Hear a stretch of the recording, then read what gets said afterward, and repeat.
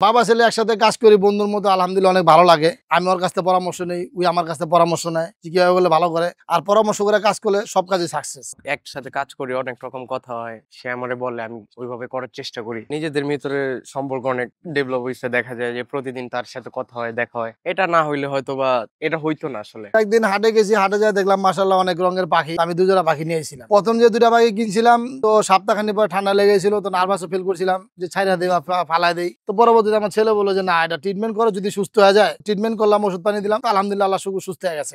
যে পরিচর্যা নিলে বা যত্ন নিলে সম্ভব, সবকিছুই সম্ভব। ফুললি সুস্থ হয়ে গেল, খেলাধুলা করতেছে মাশাআল্লাহ। এডালে চলে আসলো, তো হাই লাগাই দিলাম, তো দেখলাম যে না, ডিমও পাচ্ছে, বাচ্চাও করছে। তো প্রথম ধাক্কাতে দুটাতে আমি 8টা বাচ্চা পাইছি। এরপর থেকে আমি রুমে রেডি করলাম, 5-7 জোড়া পাখি কিনছি। কেনার পরে সাথে 2 জোড়া লাভবার্ডও কিনছিলাম। ওই 2 জোড়া লাভবার্ড থেকে আজকে এই পর্যন্ত আসা। আর মূলত পাখির খাওয়ানটা সকালে মাছটা একবার দিলেই চলে।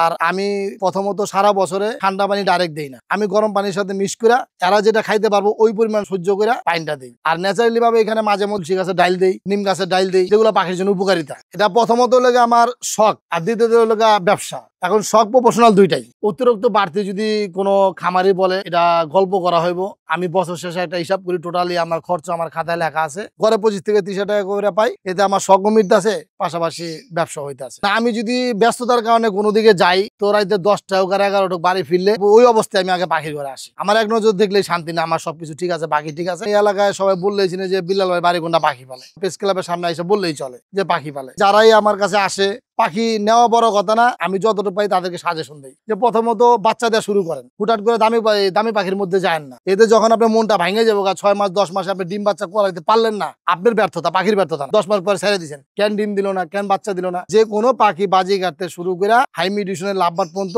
8 থেকে 10 মাসের সময় দিতে হবে, তারপরে তার কাছে বাচ্চা আশা করতে পারবেন। আপনি কোকাটেল 12 থেকে 14 মাস হলে ভালো হয়। লাভবার্ডের যে অফলাইন বিস্পেটটা আর ইয়েলো ফিশারটা, এগুলা চাহিদা বেশি, সব লোকের দামের ভিতরে আর কি এটা চলে, মানে সাধ্যের মধ্যে। আমি এই পাখিগুলাই আর কি বেশি পালতাছি। তুমি পাখি পালতাছো, সকালবেলা পাখির কিচির মিচির আমার ঘুমটা ভাঙে, খুব ভালো লাগে। কিন্তু আজ পর্যন্ত কেউ বলে নাই যে তুমি পাখি পালতাছো যে আমার বিরক্ত হইতেছে। এই জিনিসটা আমার কাছে সবচেয়ে ভালো লাগে, যে এই পর্যন্ত এই অভিযোগ করে না। যে কোনো বয়সীর মানুষ যদি পাখি পালতে পারে, সে সব নেশা ছাড়িয়ে দেবে, সব নেশা। আমার ছেলের এই কারণে রাখা, সে পাখির দিকে মনোযোগ থাকলে অন্য কোনো নেশা থেকে যাইবো না। আর সবচেয়ে বড় কথা হলো, যত টেনশনই থাক, পাখির ঘরে ঢুকলে সব টেনশন মুক্ত। কারণ তখন তার সেন্সে কাজ করে, এই ডিমটা কেন ফাটেল হলো না, এটা ভিতরে 4টা বাচ্চা খাওয়াইলো কিনা, এটা হ্যান্ড পিট করা লাগবো কিনা, এই একটা মাথায় চিন্তা চলে আসে। ততক্ষণ সে রিল্যাক্সে থাকে, এটা নিয়েই থাকে। গত বছর শীতে বালতির ভিতরে ভুলবশত কিছু পানি রেখে গেছি, আর খাঁচার গেট খোলা ছিল, পাখি বাইরে বালতির ভিতরে পুরা গেছিল। যখন আমি উপরে আসি, দেখলাম যে পানির ভিতরে পুরা মরে রয়েছে, আরো 3-4টা ঘরের ভিতরে সারা। খুব কষ্ট লাগছে যে বাচ্চাটা পানিতে পুরা, পাখিটা মারা গেল। যদি পানিটা না রাখতাম ভিতরে, তাহলে হয়তো মারা যেত না। তারপর থেকে আমি আর ভিতরে কোনো পানি রাখি না। হ্যাঁ, আমার বেশ উপকার হয়েছে। আর আমার যে পরবর্তী যে খাবারটা, এটা টোটাল আমার পাখি বিক্রি টাকা দিয়ে করা। আর সামনে চিন্তাধারা আছে, দামি মেডিসিনে পাখিতে যাবো, কিন্তু আমার পুঁজি লাগাই দেবো না, পাখি বেচেই করা যাবে আলহামদুলিল্লাহ। গত বছর দেখা গেছে 30-35 হাজার, তো এই বছরেতে সামনে জানুয়ারিতে 45-50 আসবো, যেহেতু খামার বড় করছি। 2টা পাখিতে শুরু। এখন লাভবার্ডের খাঁচা আর হলো কলোনিতে মিলাই প্রায় 100 জোড়ার মতো, কোকাটেল প্রায় 15-20 জোড়ার মতো আছে। এক সময় বলছে যে এত টাকা খরচ করতেছেন, আপনার হইব কিনা, করতে পারবেন কিনা, এত পরিশ্রম রোদ্রের মধ্যে এত উপরে বাচ্চা করবো কিনা।